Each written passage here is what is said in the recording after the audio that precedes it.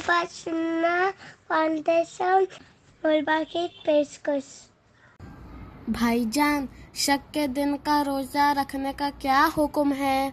शक के दिन का रोजा ये क्या होता है?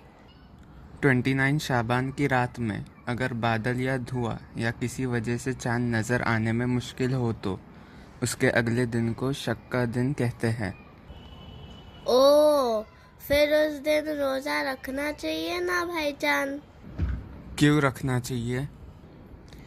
अगर चांद हुआ है और हमें नजर नहीं आ रहा है तो हमारा एक दिन का रोजा मिस हो जाएगा।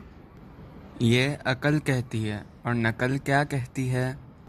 नकल यानी क्या? कुरान और हदीस को बाज़ वक्त नकल कहते हैं। Okay okay. शक के दिन के रोज़े के बारे में उलमा के 8 अक़वाल है। उनमें से राजे कौल है कि शक के दिन का रोज़ा रखना हराम है। हदीस में है कि रसूलुल्लाह सल्लल्लाहु अलैहि वसल्लम ने फरमाया, चांद देखकर रोज़े शुरू करो और चांद देखकर रोज़ा रखना बंद करो। अगर बादल या अंधेरे के वजह से चांद नज़र ना आए तो शाबान के 30 दिन पूरे करो।